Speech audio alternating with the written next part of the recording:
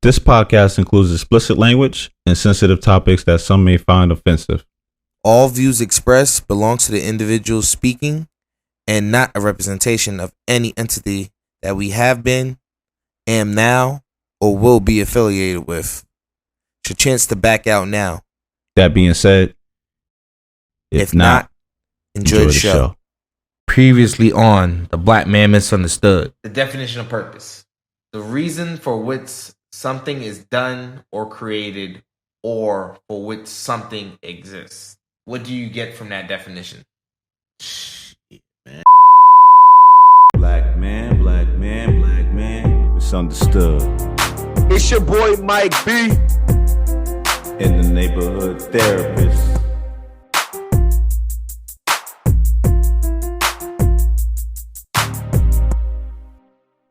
Where do we go from here now that all of the children are growing up? And how do we spend our lives when there's no one to lend us a hand? Welcome to the Black Man Misunderstood. Here we discuss topics about the black man that others are afraid to speak on. I am your host, the neighborhood therapist. I'm rocking with my brother, as always, Mike B. Yeah. And this is Where Do We Go From Here? Mike. Yeah. Did you catch the stanza I just hit you with? On the cool. Come on, man. You know I caught it. You over here trying to drop bars and people don't even know. Yo. The question is very simple. Where do we go from here? If the children are growing up and they don't have a hand to lend to them, that is real.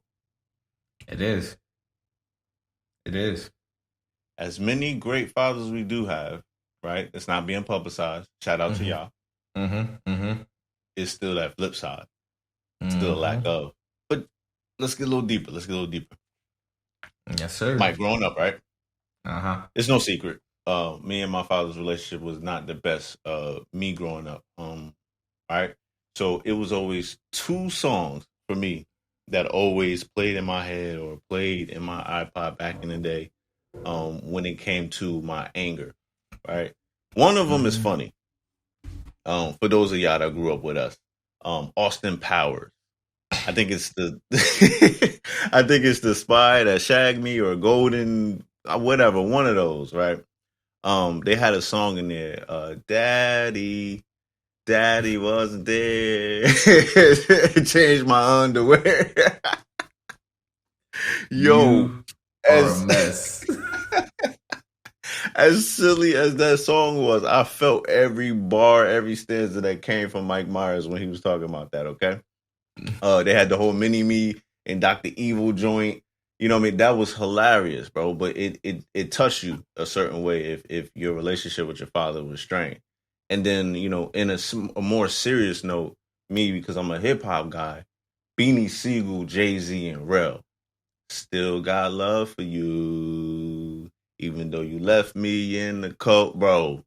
If for the listeners, if you never heard that song, go back. Okay. Because that is not a song to be played with. And then of course, you got a newer comer, Fabulous. Not to say Fabulous is a new up and coming artist. I'm talking about the song and being, you know, in the 2000s. What is it? I forgot. It's with Marsha Ambrosia, but great song. You know what I'm talking about, right? Yeah, I'm trying to remember the name right now too. I need you. It's Stay, ain't it? It's Stay. Yeah, I think so. Yeah, it's Stay. Why did you leave me? Tell me, Daddy, why you wasn't there? Yeah, it's crazy. Like, but that's the premise of today. I know we had the fatherlessness episodes, but today is a little different. This is about recovery. This is about the individuals that grow up and possibly rekindle or make something new with the men in their lives. So, you know, Mike, without further ado, bro, you ready? Yeah, man, let's get into it, bro. Okay. All right. Talk to me nice. Off the rip. All right. Your feelings when you were younger about your father. That's a statement. That's a question. Why don't, you know, That's the statement. That's the broad statement, but we're going to break it down into these points. Why don't I have a dad in my life? 1. 2, I don't know how to tie a knot in my tie. Second one. And 3, who defends mommy? Feelings about your dad when you're younger. Go ahead, bro. Right. The first 2 I didn't care nothing about. I could care less if my dad was in or out. That was just me, my mindset younger. Tying a tie, I mean, it wasn't a big deal. We bypassed that by getting the clip on. I'm not afraid to say that. Later, I learned how to tie it. I'm actually pretty great at it, but the clip tie was the go-to. Now that third one though, yeah, I was pissed off about that. Who defends mommy? Because it's not a secret. My mother alluded to it, but she was in abusive relationships and things like that, and me seeing things like that, and then eventually me turning on to become the defender of that type of those things and stuff like that. You, as a little boy, you gotta ask yourself, like, yo, who is here to defend mommy? Like, I'm only so big, and then, I'm already looking at these dudes like giants. So it's like you stepping in front of that, and these individuals looking at you like, what you gonna do?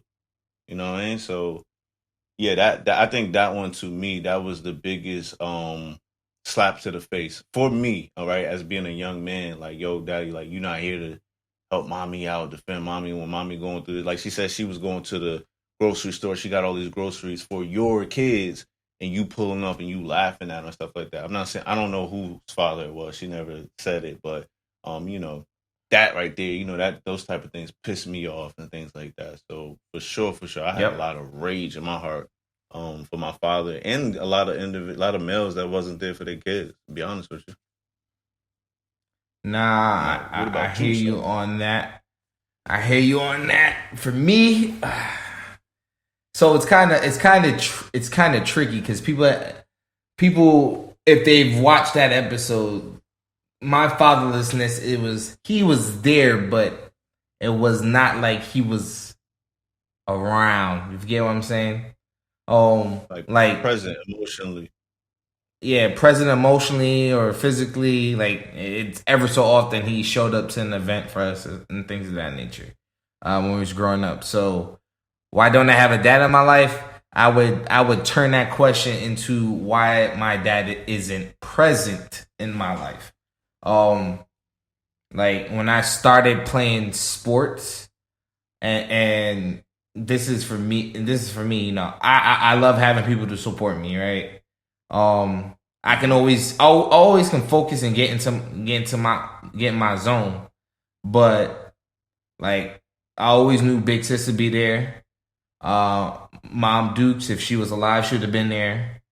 Like, my father came, I think, to maybe one basketball game in my entire life, and basketball wasn't my top sport at all. Dog, I didn't even know you played basketball. I played basketball. Yo, bro, I played basketball Little League. That was about it, and that was for like a year and change. Oh. I'm lying. I do remember that picture. You got a picture of that? I don't know. Maybe I do somewhere. I don't know. You do, or not you, but Keish got the picture. I seen it. Probably. But yeah, he came to my one game. But you want to know the real reason why he came to the one game? And this is going to be a point later on that we bring up. It's because my little brother had a game earlier. And what you alluding to? I'm talking to the baby. I'm talking about the baby. What you alluding to, my guy? Yeah. Trying to say he had a favorite? Yeah, it seems that way to me when I was growing up. He had a favorite, yes. So, but even still, he wasn't there for the little one for everything. But he was there more frequently than anyone of. I would honestly, I'll speak for me and Joe. I don't know so much about Keisha because her living in Jamaica first, then coming here is a different ball game. It's a different ball game. But I would definitely say my father was there, but did I have a constant mentor? For that first question, no. Why? So I always always did compare my family situation and looked at, oh, my father never came to school. My father don't come to the games. Always the thought that crossed my mind. I didn't talk about it a lot, but it always crossed my mind. I don't know how to tie a knot in my tie. See, honestly, this one for me, as I said in a previous episode, grooming, so fresh and so clean. My father actually did teach me how to tie a tie, and that's because. Right. But I think that's more so because of our Jamaican culture, because we do like to dress up, and we have to be presentable and things of that nature. So, and as I've told you previously, I wore a uniform to school. As I got older, them clip-on ties and that, boom, my mom was like, no, you're getting this tie. Father ended up doing the tie for me, and then I end up learning it on my own in the long run. Well, not on my own, by him in the long run later on. So he did do that for me. But then who defends mommy? So now here's another one that's a little tricky for me, because live with mom and dad together, but when we went out, it was mom and the kids, no dad to be seen. That's was it because he was working, or? A lot of reasons. He worked in the city. We lived in Jersey. That's one thing. He was he played cricket and then became an umpire. He was doing that. Which he was traveling all over the place. In New Jersey and New York sometimes, and even went to conventions in Jamaica, because cricket's a big thing down there. And for the listeners, that is a sport that you play with a flat wooden bat and a ball. Go look it up. But we all know there's other reasons why he was also around. Yes, he was cheating on my mom. I've alluded it before. And this is. I've seen it. I saw it with my own eyes. Not him in the act, but the arguments, things of that nature. Stuff you want to keep away from your kids. I heard things, and of course, speaking to my older sibling, big sis, I learned other things also. So my who defends mommy is like, yeah, who defends mommy, because you ain't doing the best job too. Yeah, all those feelings was really bottled up, because in my household, you didn't talk back to your parents. So however I was feeling, it stayed inside me for the most part. Now, that's when you were younger. Yep. As a grown man, how do you feel about your father now? How's the relationship now? So there was a period of time I really didn't talk to my father at all. It was more so if he needed something from us, and that means I'm talking about me and my siblings, he'd contact either the baby. If he can't get to my baby brother, then he contacts me. Because out of the four of us, the little one is quick to answer always. I will answer him. If I miss his call, I would return the call to see what it is. Joe, he never would call Joe, because Joe would never call him. And then Keish, of course, my sister doesn't try to speak to him at all. If she has to, like an emergency situation, then she will. But for the most part, my sister doesn't talk to my father at all. I held anger against them for a long time. I wasn't able to forgive him how he handled stuff with me and my brothers as we were growing up. And I also held it against him that he never showed up for me personally. In big key events, graduating from college, grammar school. He did show up for high school. Shocker to me. In all honesty, that was a shocker to me. I wasn't expecting him. Didn't show up to any of my big games, high school or college. track meets or anything like that. Any events that I did at church, didn't show up to that either. So my father wasn't there at all. So I held that all against him. And in all honesty, if it wasn't for Steph, the pandemic slowing the world down, and honestly, us starting the podcast, I probably wouldn't have built back that relationship or extended the arm to him. In all honesty, it's those three reasons I can tell you why I have a different way of thinking at my father, and I'm at the point where I've forgiven him. Like I said, like we said already earlier in this season, I'll forgive you, but I won't forget. I won't forget the things he did, but I'm gonna forgive him because that's a heavy burden on me that I'm holding. If I'm holding that, and that's like a weight that's on my shoulders. So for me to remove that weight, I gotta forgive him to move on. So I forgave him. I may not talk to him as frequently as I should. But I am not as hesitant to call. He is coming to the wedding. As I've told you before, he is coming to the wedding.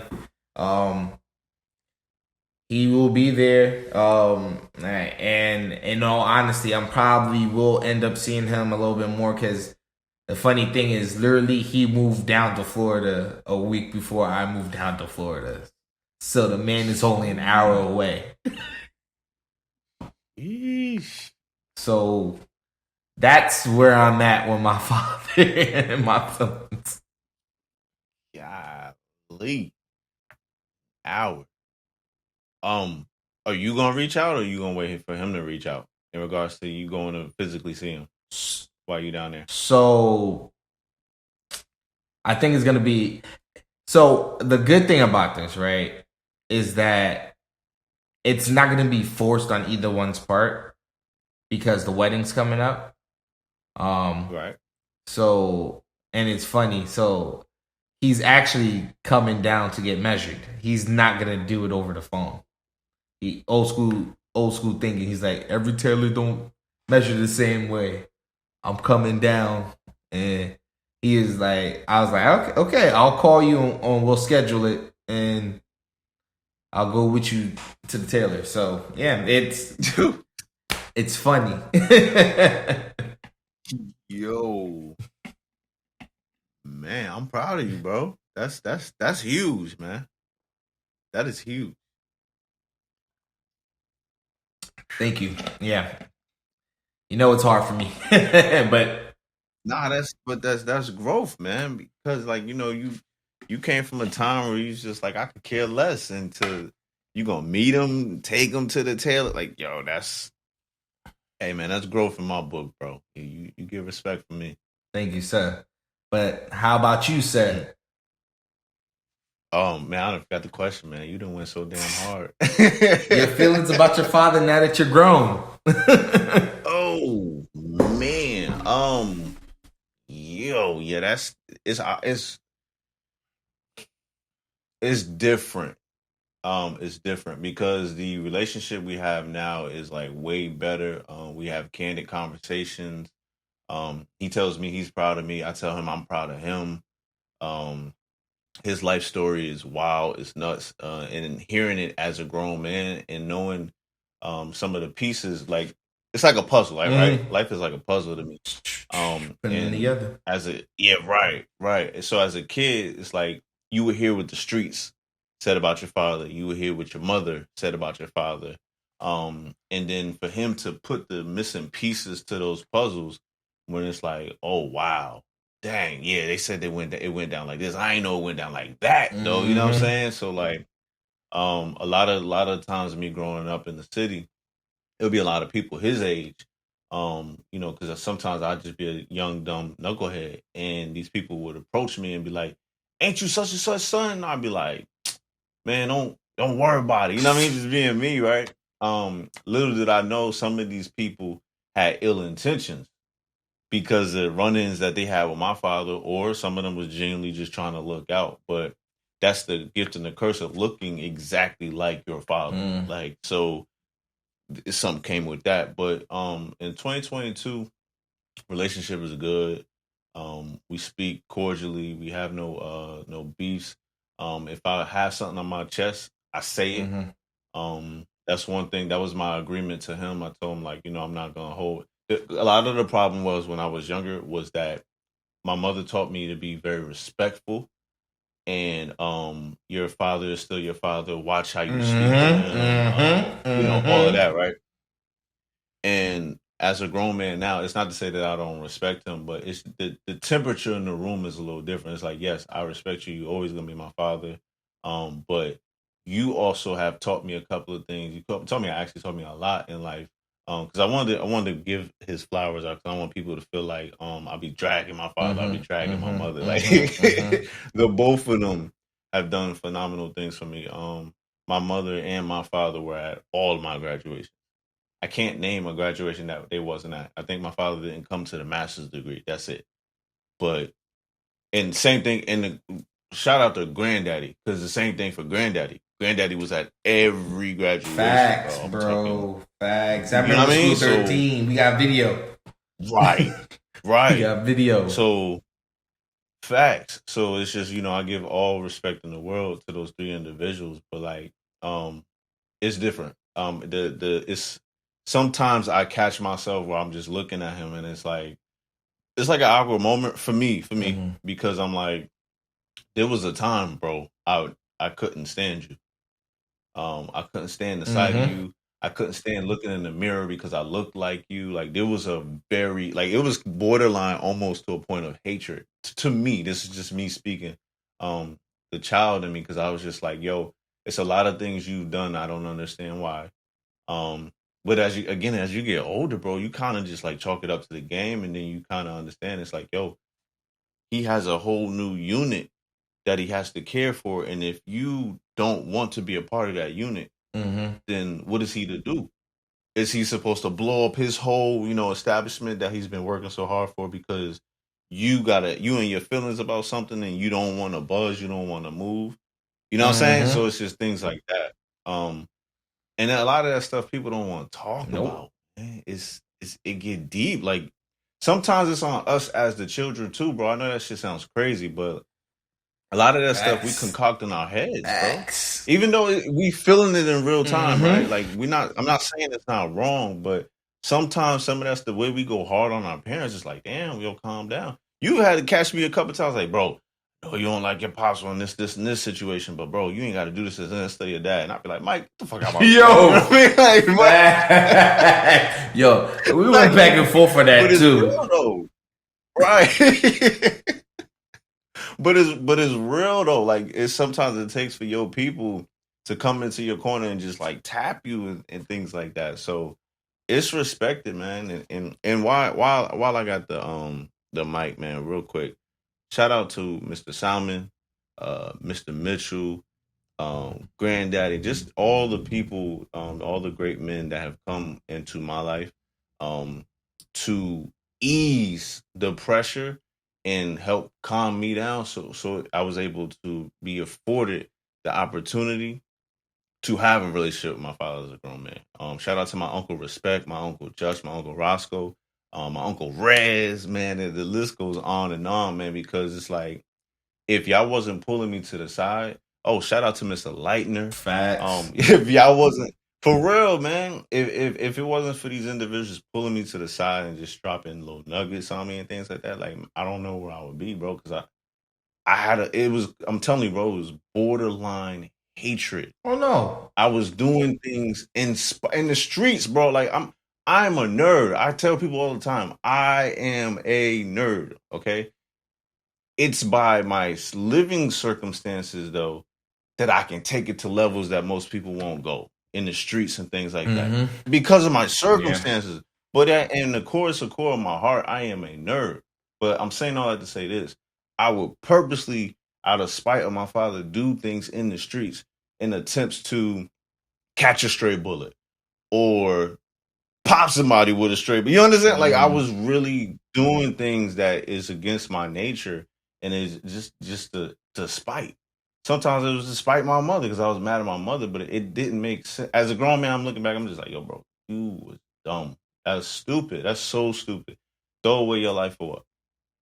Because you feeling the way as a child. But Facts. I'm just happy by the grace of the Most High that I'm here. I'm able to have a conversation with this man. Again, if I got to get it off my chest, I'm gonna say what I gotta say to him. And my biggest thing, what I want to do going towards the future, if I'm blessed to have children, I just want a better. I want them to see a relationship between a father and a son, and it not be fake. True. You know what I'm saying? Like not forced and stuff like that. Facts. Because it's just like, yo, my kids deserve better. Facts. That's all. Facts. Respect. So appreciate it, man. Let's just dive into the next question because I think that's just gonna develop into more of the conversation we're already having. We've already talked about it. We allowed ourselves to heal versus staying disappointed or sad all our lives. I don't, and I don't think people understand how big that is, especially if you holding those long. Because like your grudge and my grudge, it was at least a decade and a half of hatred. Facts. Or almost hatred. Almost hatred. Yeah, that was damn close. It came. We held this stuff against them. Like it was so bad for me. You know this. I moved out of the apartment with my brothers. I left my brothers to go move in with my sister. Mm-hmm. And this is my freshman year of college because I'm 18. I'm done dealing with him. My sister has my back, so I'm going there. And that in itself, see people. So I'm glad you dropped that gem because that had ramifications too. Because in last season, your brothers came out and they told you, it was like, yo, we felt the way about you doing that. We felt like you left us. I don't even know if you knew that, Mike. That's why I was just like, yo, you made a decision that you felt was best for your mental health, and I'm not gonna say it backfired, but it ripple effects. You know what I mean? Right. Over something that your dad did. That's wild, bro. That's wild. Life is crazy, bro. It's crazy. One situation and there ripple effect of it, and it touches all the different people. Mm-hmm. That's why you can't walk through this world selfishly. People forget that. Know your purpose, as we said previously. Right. Yeah, man. Definitely allow yourself to heal. Anybody listening. Now there is another portion to this. I don't want to go too deep into it, but those of you that have lost your fathers and you feel like, well, I don't have that opportunity to say the things that I want to say, you actually do. It's a bit morbid. Some people frown against it, but I say if they have a cemetery plot or you have their ashes, or maybe if they even not around, I would just say we call it an empty chair technique. But before I get into that, if they do have a cemetery plot, I would prefer you go there and just have a conversation with them. Now, those of you that don't have a cemetery plot, don't have ashes and things like that, it's called an empty chair technique. You can do it with a therapist, but I'm gonna teach you a little bit how to do it on your own because I just want to help people. See, what you want to do is grab an empty chair, place it in front of you, and you want to envision that silhouette of your father as if he's sitting right there. He's not going to respond, but he's going to hear everything you got to say, and just air it out. Don't worry about what it is you got to say. Don't worry about if it makes sense. If it comes jumbled out, let it out. Now, again, because professionally, I'm going to say I would prefer you do that with a therapist. But because I am the neighborhood therapist, I also understand reality. Sometimes you just don't got it in you to go to the therapist right now. So I'm going to be real with my people and go, hey, do it the best way you can. Like, do that. But if you feel yourself breaking down, stop. Because that should definitely be done with a professional. But I want to help as many people as I can. It is what it is. Now, those of you whose fathers are still alive, even if you feel like they don't deserve it, if you call them your sperm donor, whatever it is, I would still say have that conversation. Or write a letter, burn it, write the letter, send it, send them a mixtape. I've told people to do that, send mixtapes to their dad and just leave it where it's at. Because ultimately it's about you. You gotta heal. Yep. So that you're not a grown man or a grown woman with hatred in your heart, resentment in your heart, or what if? Because that's another thing people don't talk about. There's always the what if. Oh, what if dad was there? What if I had somebody to play catch with, or what if I, you know what I mean? It's just heal for you. That'll be my biggest thing in regards to that. Now, can we get into something really, really touchy that people be scared to talk about? Yeah. Come on, I'm ready. Come on. Okay. Not allowing someone else to dictate your feelings towards or about your father. Whether it be your spouse, your mama, your siblings, your cousins. There are people that feel a way about your father that'll tell you certain things and you'll take it as law and run with it. Don't do that. It's hard not to, because I know, guilty by association. You are the people you're around, but you got to build your own story with your father. Yeah. So like I mentioned, I gave you guys earlier the descriptions of my siblings. So my little brother has probably the best relationship with our father, hands down. Talks to him. He used to go see him all the time when he lived in the city, Brooklyn specifically, and go visit, stay, help him out with things. My little brother does that. So he always had more of a positive outlook with our father, right? Me and my sister are like this. I told you my sister doesn't talk to my father at all.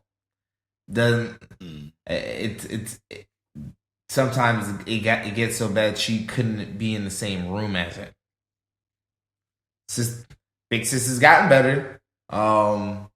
She's learned to let some of it go, but she still has that wall with him, and that's her story to tell.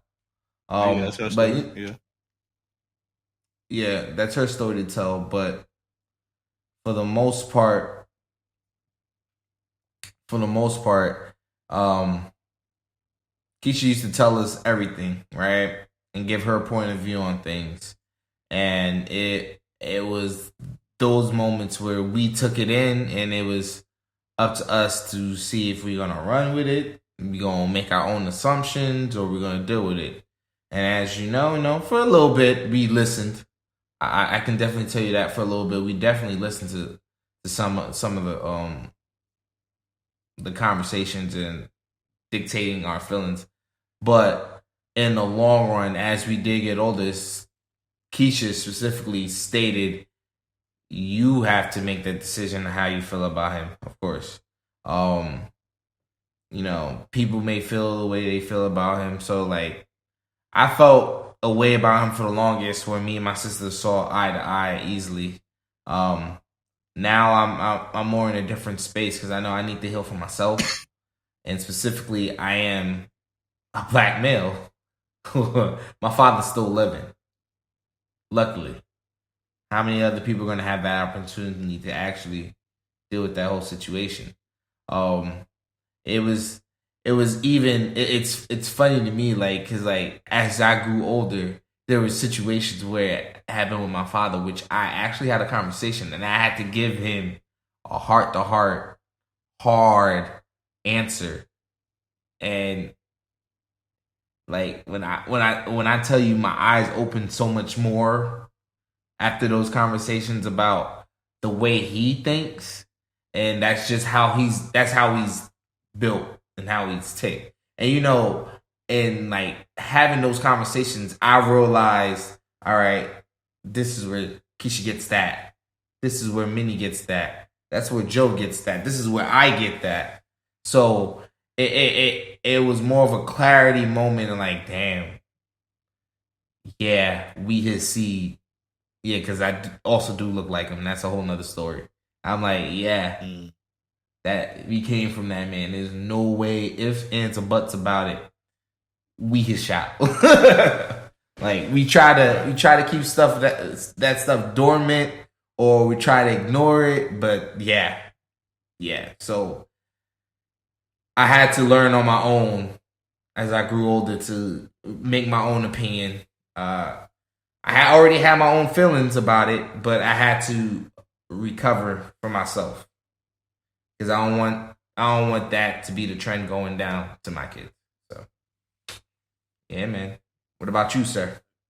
Like I said, bro, it's pieces to the puzzle for me, man. I regret nothing. I regret nothing. But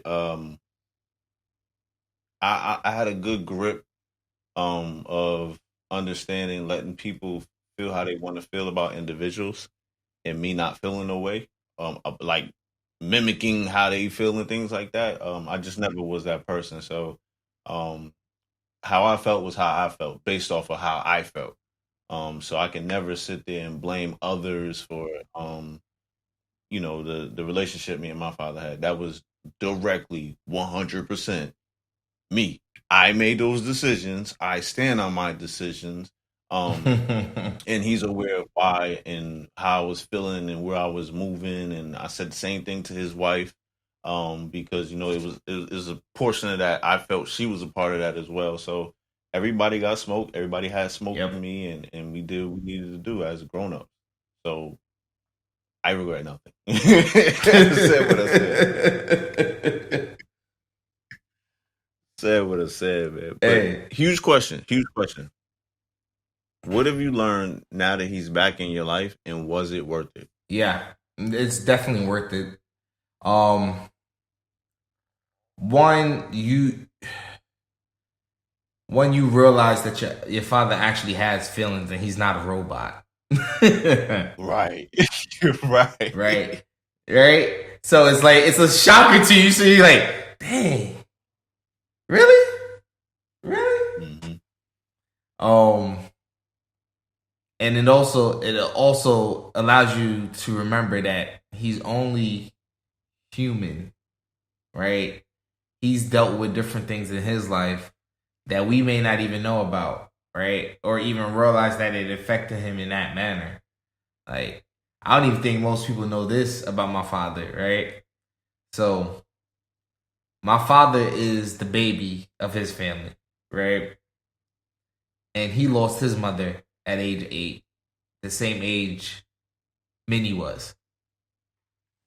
You see what I mean?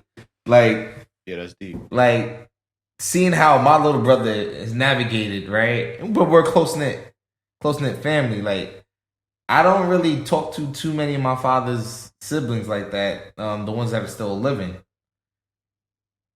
and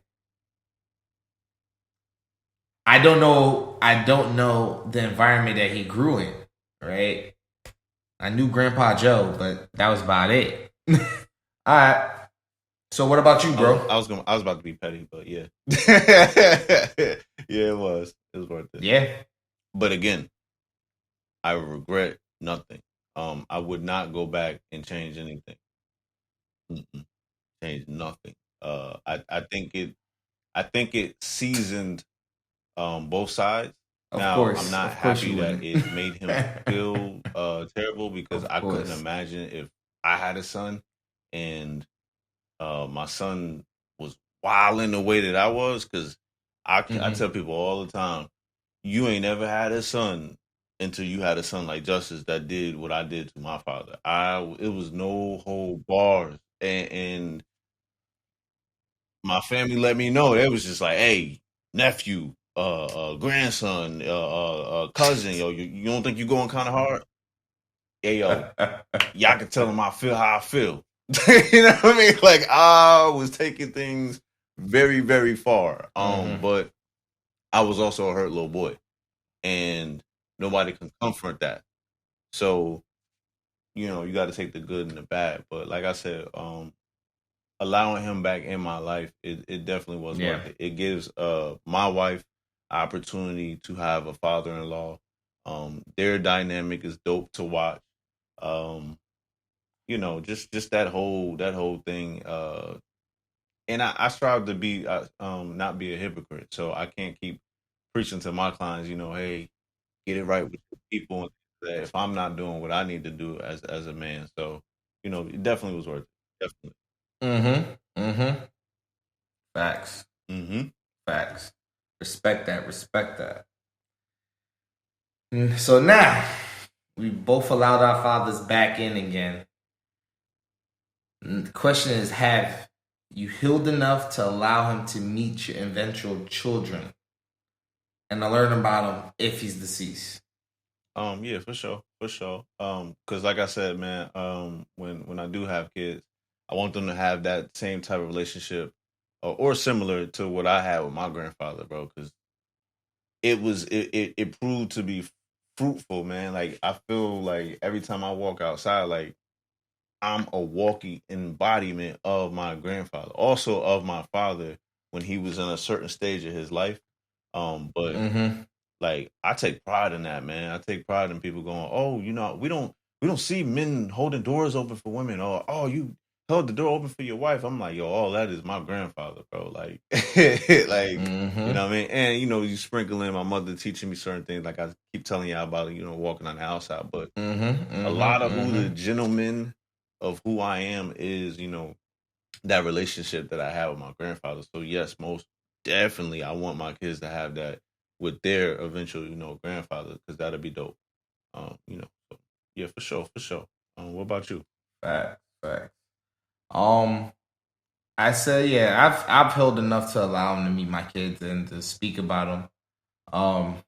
They need to know. It's part of our heritage, especially I'm in a Jamaican household. For those individuals that don't understand, it's Jamaican and Puerto Rican, two cultures which have similar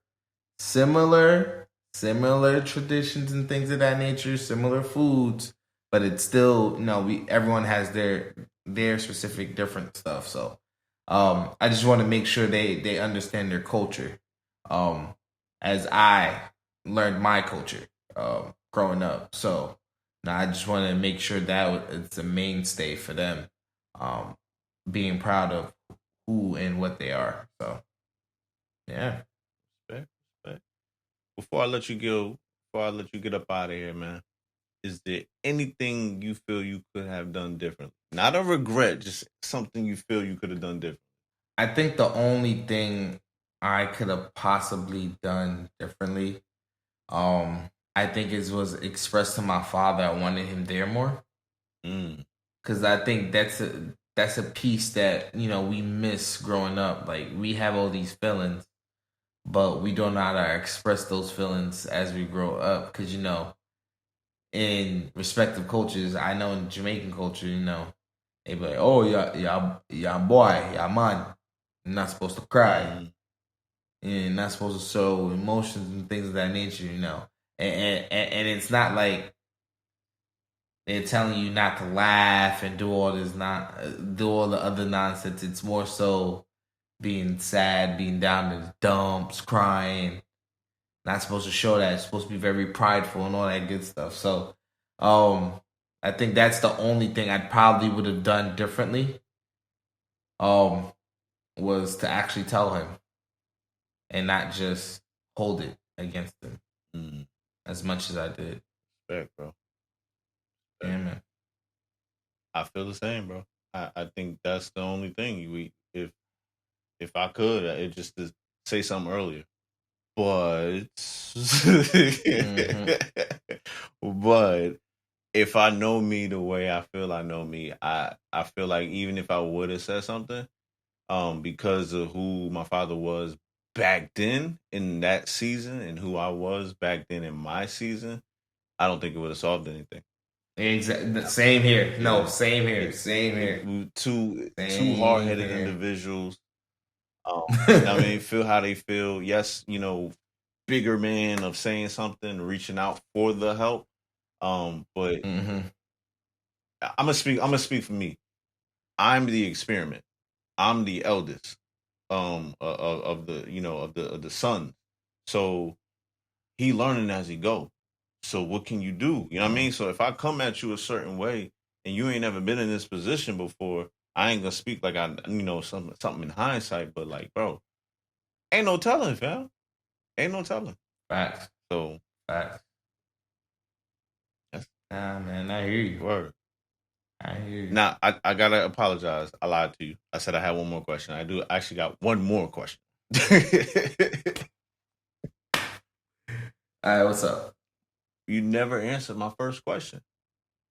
What was that? Where do we go from here now that all of the children are growing up? And how will we spend our lives knowing there's no one there to give us a hand? It's a real question. It needs an answer. Alan Parsons Projects, for y'all that don't know what I'm talking about. Games people play. Yo, you are a mess for bringing that full circle to answer that question. My answer, this is just me, is God. Because God's going to give you the peace that you need to get over that situation, however you're feeling. Like, you can't look to man, right? The word, you can't look to man for the answer. Because he got all the answers. Even the answers that you can't explain, he got them. That's how you get over it. And with that, folks, we see y'all next week. What up, listeners? Mike B here. Hope you enjoyed the episode.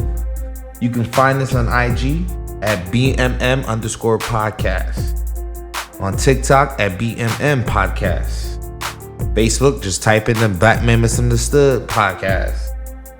And then you can find the Neighborhood Therapist at the Neighborhood Therapist on IG.